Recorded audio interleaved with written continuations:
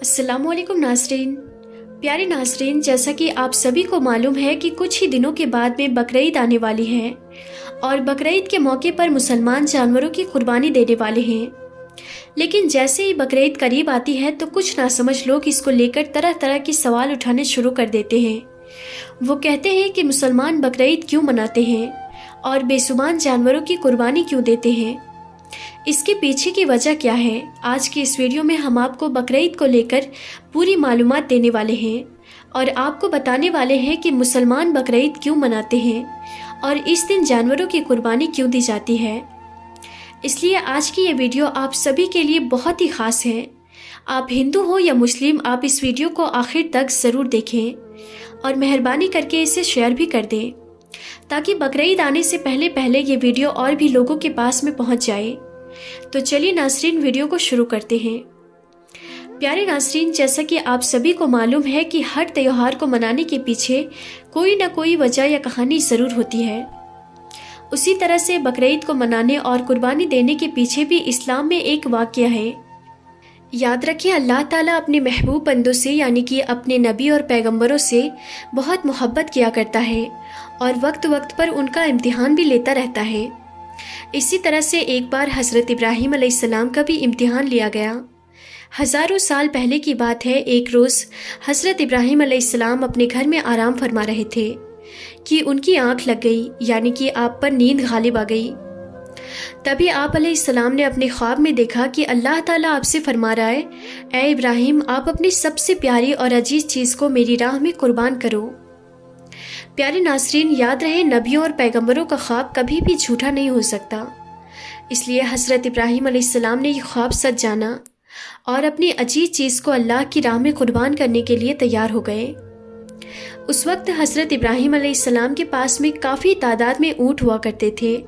इसलिए सुबह होते ही आपने उन ऊँटों में से 100 ऊँट की कुर्बानी दे दी, यानी 100 ऊँट अल्लाह की राह में कुर्बान कर दिए। मगर फिर जैसे ही दूसरी बार आपकी आंख लगी तो फिर से अल्लाह ताला की तरफ से आवाज़ आई कि ए इब्राहीम, आप अपनी सबसे प्यारी और सबसे अजीज़ चीज़ को मेरी राह में कुर्बान करो। तो इसलिए फिर दूसरे दिन हज़रत इब्राहीम अलैहिस्सलाम ने 200 ऊँटों की कुर्बानी दे दी, यानी 200 ऊँट अल्लाह की राह में कुर्बान कर दिए। मगर फिर तीसरी रात जैसे ही आपकी आँख लगी तो अल्लाह ताला की तरफ से फिर से वही आवाज़ आई कि ए इब्राहीम, आप अपनी सबसे प्यारी और सबसे अजीज़ चीज़ को मेरी राह में कुर्बान करो।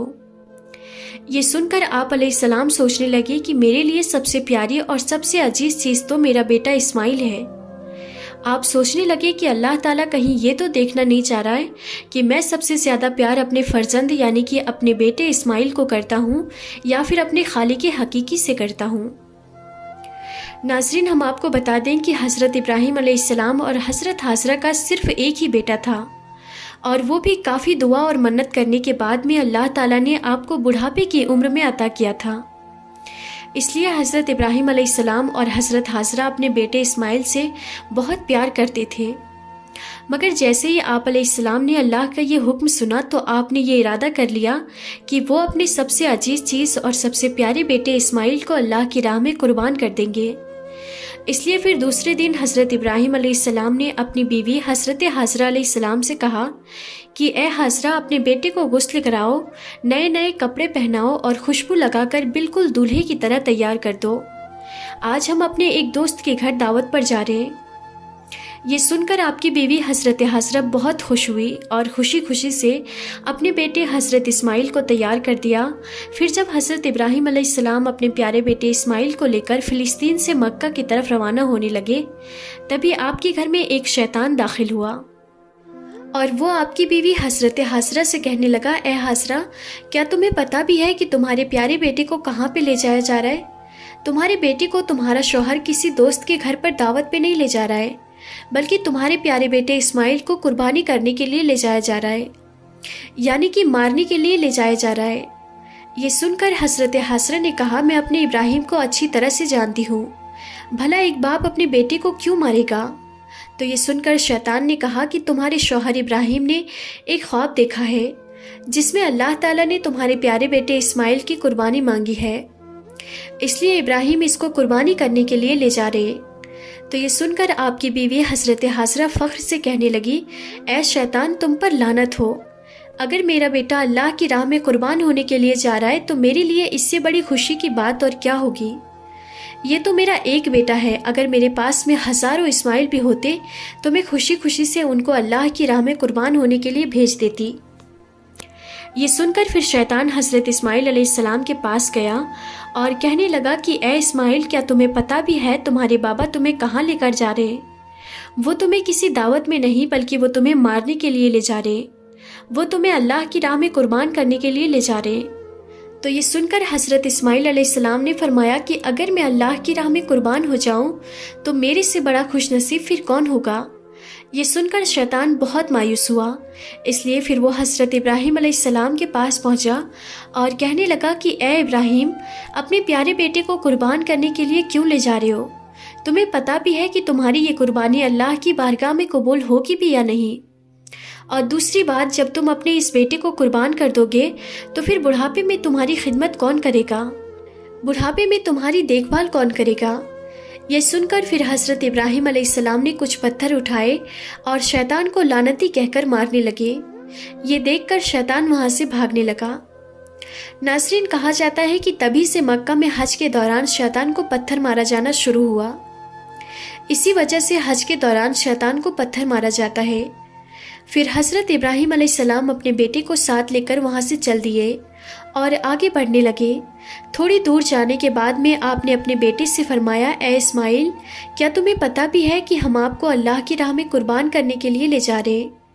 تو یہ سن کر آپ کا بیٹا حضرت اسماعیل علیہ السلام کہنے لگے، بابا جان، اس سے بہتر میرے لیے اور کیا ہوگا کہ مجھے اللہ کی راہ میں اللہ کے ایک نبی قربان کرنے کے لیے لے جا رہے ہیں۔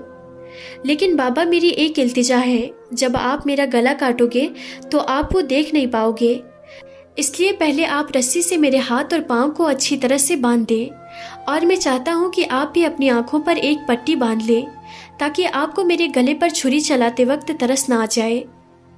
بس پھر کیا تھا، حضرت ابراہیم علیہ السلام نے اپنے پیارے بیٹے اسماعیل کے ہاتھ اور پاؤں باندھے اور اپنی آنکھوں پر بھی ایک پٹی باندھی، اور پھر اپنے ہاتھوں میں ایک چھری لے کر آسمان کی طرف دیکھا اور کہنے لگے کہ اے اللہ، اگر آپ مجھے 1000 اسماعیل بھی دیتے تو میں خوشی خوشی کے ساتھ ان سب کو آپ کی راہ میں قربان کر دیتا۔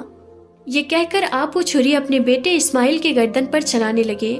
تو اتنے میں اللہ تعالیٰ نے فرمایا، اے جبرائیل، جلدی سے جنت سے ایک جانور کو لے کر زمین پر جاؤ اور اسماعیل کو وہاں سے ہٹا کر اس کی جگہ وہ جانور کو رکھ دو۔ ابراہیم امتحان میں کامیاب ہو گیا ہے۔ جیسے ہی حضرت ابراہیم علیہ السلام نے گردن پر چھری کو پھیرا تو خون بہنے لگا، مگر اس کے بعد میں آپ نے جیسے ہی اپنی آنکھوں سے پٹی کو ہٹایا تو آپ نے دیکھا کہ آپ کے پاس میں آپ کا بیٹا صحیح سلامت کھڑا ہوا ہے۔ پھر آپ نے جیسے ہی نیچے کی طرف دیکھا تو آپ نے دیکھا کہ اسی جگہ پر ایک دمبا، جس کو ہم بھیڑ کہتے ہیں، وہ قربان ہو چکا ہے۔ یہ دیکھ کر حضرت اسماعیل علیہ السلام نے اللہ کا شکر ادا کیا۔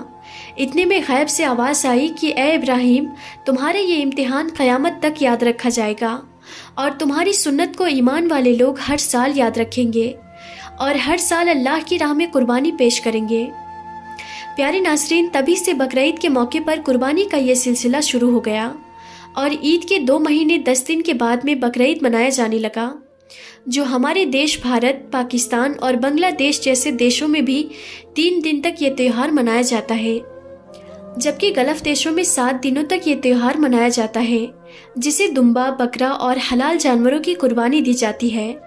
یاد رکھیں، قربانی کا گوشت کو 3 حصوں میں بانٹا جاتا ہے۔ پہلا حصہ غریبوں اور مسکینوں میں بانٹا جاتا ہے، دوسرا حصہ رشتہ داروں میں دیا جاتا ہے، اور تیسرا حصہ خود اپنے گھر میں رکھا جاتا ہے۔ تو ناظرین، یہ تھی ہماری آج کی ویڈیو کہ مسلمان قربانی کیوں دیتے ہیں۔ آپ کو یہ ویڈیو کیسی لگی آپ ہمیں کمنٹ میں ضرور بتائیں، اور ہمارے چینل کو لائک، شیئر اور سبسکرائب ضرور کر دیں۔ تو ناظرین، ملتے ہیں پھر کسی نئی ویڈیو میں، تب تک کے لیے خدا حافظ۔